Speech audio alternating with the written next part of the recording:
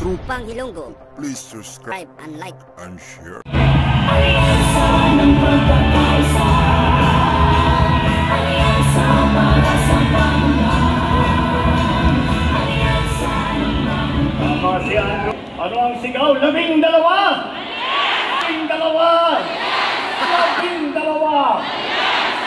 Magandang gabi po sa inyong lahat, mga taga-Pasay, mga taga-Metro Manila. At makikita po tayo ng marami na nanggagaling po sa iba't ibang lugar. At dalawang oras itong speech ko. Dito tayo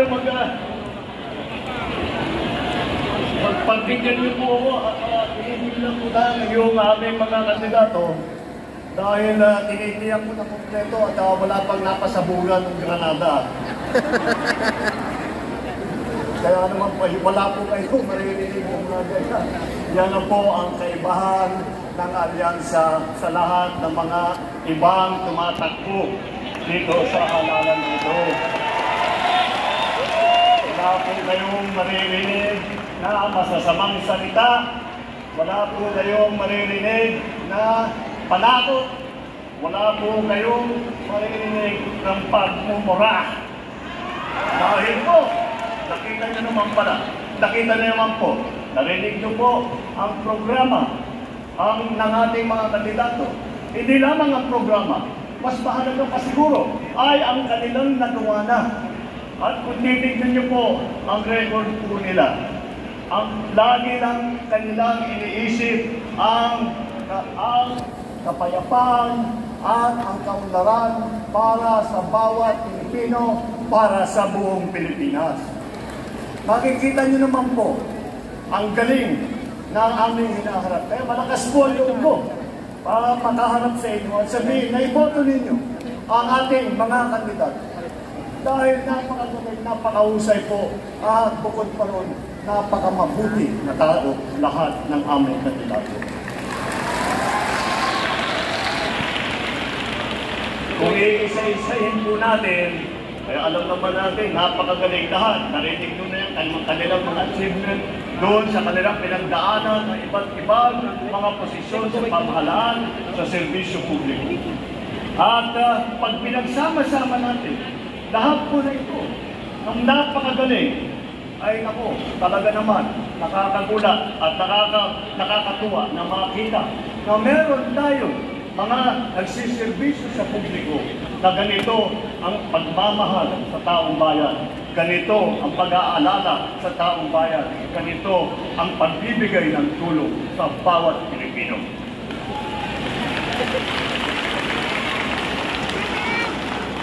Tingnan po natin ang ating grupo dito. Baka hindi mo nyo nabibilang. Sabihin ko sa inyo, wala po sa kanila ay naging senador na. Senator Cayetano, Senator Lacson, Senator Lapid, Senator Marcos, Senator Pacquiao, Senator Revilla, Senator Soto, Senator Tolentino. Lahat po yan, dumaan na sa Senado. Kaya naman po, pagka nainutok na sila sa kanilang posisyon bilang senador ulit, ay makikita po natin, hindi na po sila kumakapa-kapa sa kanilang trabaho. Alam na po nila kung ano yung gagawin, alam na po nila ano ang pangangailangan ng tao dahil habang buhay na silang nagsiservisyo sa inyong lahat. Ito naman ang nanggaling sa House of Representatives na naging congressman. Nandito po, naging congressman, Congressman Abalos, Congressman Binay, Congressman Cayetano, Congressman Marcos, Congressman Pacquiao, Congressman Tulfo, at Congressman Villar. Hindi na po sila bagito sa ganitong klaseng trabaho, subok na sa mababang kapuluan at sa batasan. At meron din po sa ating mga kasama rito na umupo na sa tinatawag na cabinet rank position. Ibig sabihin, katupas ng isang sekretary na nakalihim ng isang departamento. Andiyan po ang naging sekretary ng DILG, si Secretary Apalos, na napakaganda naging performance na. Andyan din po. At naging Secretary Tulfo ng DSWD. At napakita sa akin, kaya po napakaganda po ng reputasyon ngayon sa buong mundo ng Pilipinas dahil tayo po ay matulungin sa ating mga kababayan. Siya po, sa administrasyon nito, siya po ang nagsimula niyan. Kasama din natin po si Senator Ping Lacson. Si Senator Ping Lacson ang namuno ng Yolanda Rehabilitation Commission.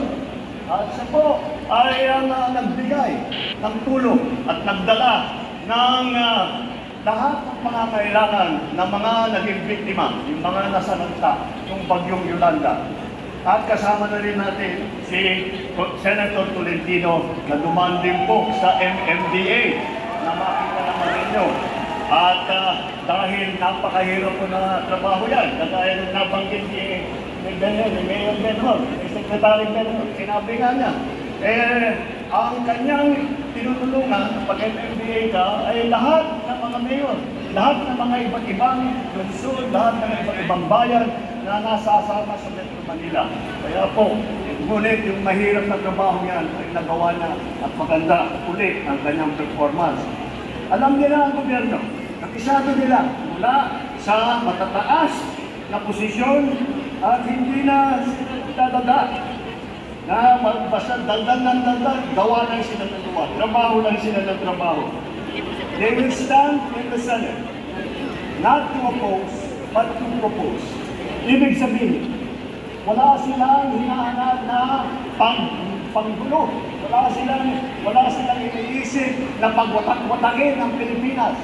Wala silang iniisip kung hindi ang pagkakaisa para sa kabubuti ng ating bansa.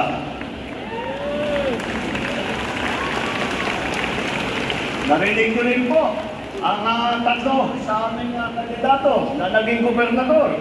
Andyan po ay yung aking kapatid, naging gobernador ng lungsod namin sa Ilocos Norte. At andyan din po ang Governor Lito Lapid ng Pampanga. At ang napakalaking probinsya ay hinawakan din po ni Governor Bong Revilla.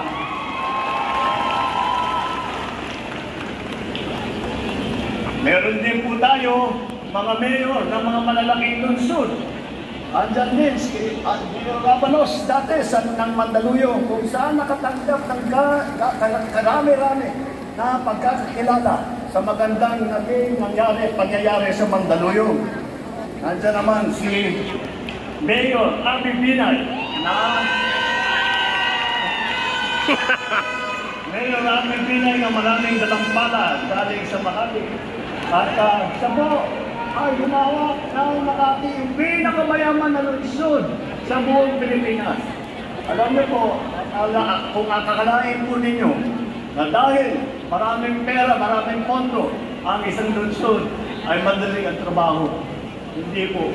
Mas nagiging mahirap ang trabaho dahil sa dami ng kailangan gawin at sa dami ng kanilang mga iniisip na inisyatibo pampaganda ulit ng buhay ng bawat Pilipino. Andyan din po ang si Senator Tolentino na naging mayor naman ng Tagaytay. At huwag natin makakalimutan na alam niyo po, baka hindi niyo po alam, na ang unang Senator Soto ay si Senator Vicente Soto na galing naman sa Cebu. At hindi lamang yun, si Senator Soto rin ay dumaan din sa LGU, dumaan din sa local government. Dahil Vice Mayor naman siya ng Quezon City. Kaya makikita ninyo, napakalawak na ang kanilang karanasan, napakalayo na ang kanilang dedikasyon sa trabaho ng pagsiservisyo sa publiko. Kundi hindi po natin kinakalimutan ang ating mga kababaihan. Dahil apat po sa ating mga kandidato, apat po sa kanila ay babae. Hindi hindi lamang po na pangkaraniwan ng babae. Matagal ko na pong kilala silang lahat. Ang titibay nitong mga ito, akala mo sa tapang nila parang mga sundalo.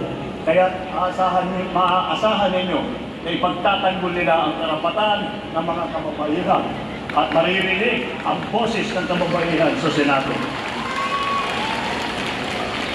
Kung sa pambabatas naman, apat po sa kanila ay abogado. Ang abogado po nandito si Benhar Abalos, si Abby Binay, si Pila Cayetano, si Tom Tolentino.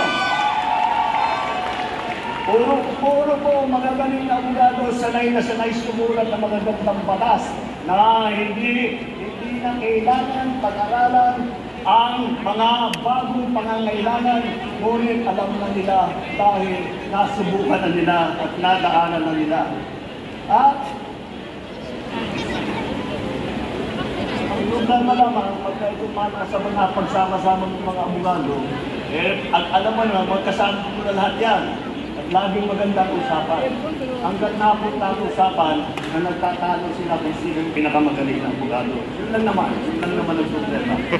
At sa panggagaling sa iba't ibang lugar ng Pilipinas, tignan po natin kung saan sila po nanggaling. Unahin po natin si Senator Manny Pacquiao ng Bukidnon, Sarangani at Jensan.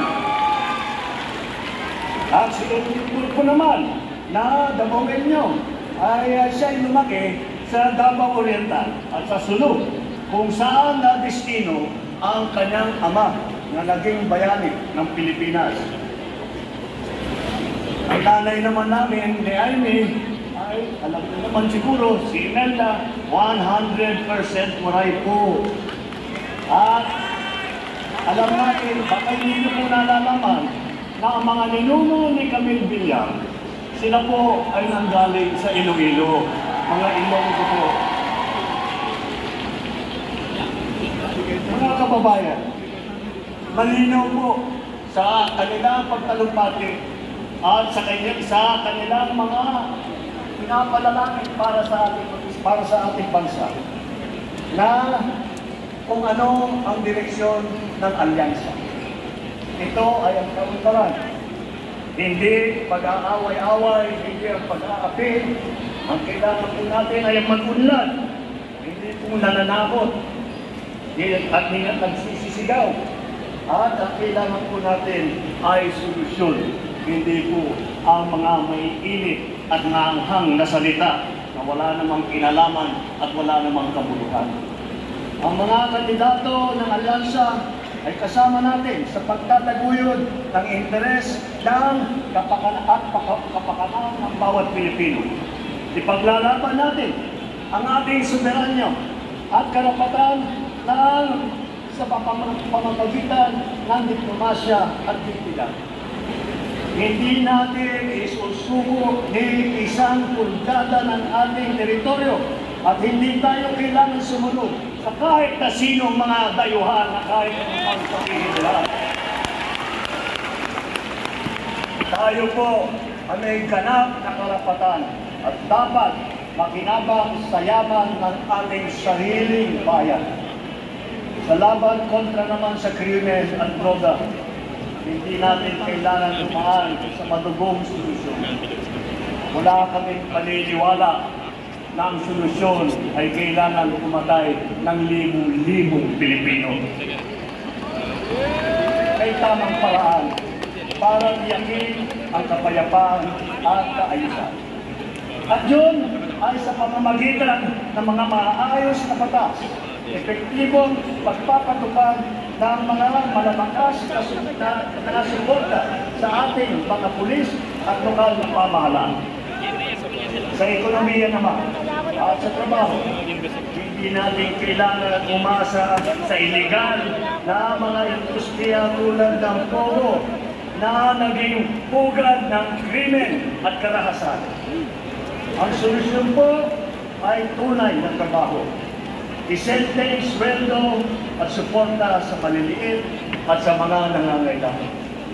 Kaya tayo na, magkaisa muli tayo kagaya ng ating ginagawa kapag tayo'y nahaharap sa krisis. Pagkaisa po tayo at sabay-sabay natin tulungan, suportahan at iboto ang alyansa para sa bagong Pilipinas. Mabuhay ang Metro Manila! Mabuhay ang alyansa! Maraming salamat po sa inyo. Muli mga kababayan, ang Pangulo ng Republika ng Pilipinas, His Excellency Ferdinand Romualdez Marcos Jr. Din po inaayayahan ang mahal na Pangulo para sa isang group photo kasama ang ating mga senador sa alyansa para sa bagong Pilipinas. Pinagbibay ng pangarap at ating